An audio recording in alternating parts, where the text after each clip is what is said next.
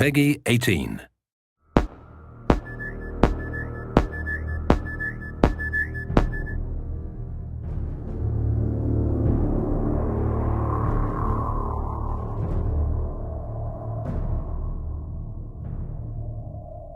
One of the exciting things about creating Aliens Colonial Marines is that it's not based on a movie, it's a sequel to a movie, a series of movies. We had Ridley Scott's Alien, followed by James Cameron's Aliens. These movies defined science fiction for so many people, and it's humbling that my studio and I get to create a sequel to these films in video game form. Aliens Colonial Marines is immersive, It's fast, Scary. frightening, Badass. Badass. dark. How many fingers am I holding up? He's fine. we tried to take that idea of a really interesting cast of characters and reinvent it a little bit with Colonial Marines. We're spending a lot of time on the authenticity, the feel of all the weapons, the presentation of the story. We're doing some kind of interesting things with the way that we're presenting objectives and how you make your way through the world. You know, we put a lot of effort into being extremely authentic to the film. We're trying to be very much within canon, and we know that a lot of the hardcore fans take this very seriously. In the past, we've gotten some feedback on screenshots or on some of the videos released, and we take that stuff very, very seriously.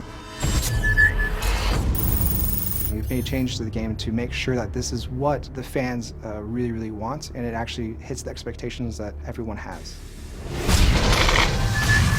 Well, for one, I think one of the similarities that you would find between Cameron's Aliens and where we are with the game is really in sort of look and feel, tone of the game. Has what you would think as if Cameron was directing himself, and at least that's our hope, is that you feel like the cinematography feels correct, you feel like the look and feel of the weapons, the way the aliens move, is something that maybe he would have done if he was directing a game like this. So we want to present something that's as compelling and detailed and beautiful and exciting as the films, but in an interactive experience.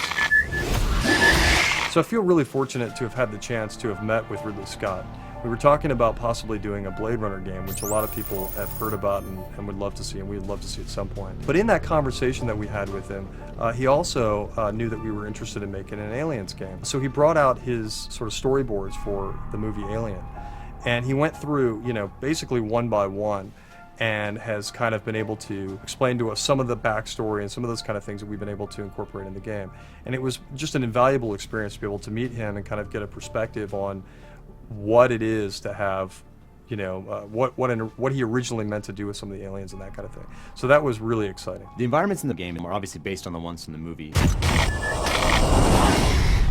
It takes place after the events of Aliens, the movie. So you're going to see 17 weeks of change. You're going to see what happened when the atmospheric processor exploded. You're going to see what the surviving aliens have done to the planet. You're going to see what Weyland-Yutani has done to the planet. You're going to see what Weyland-Yutani has done to the derelict.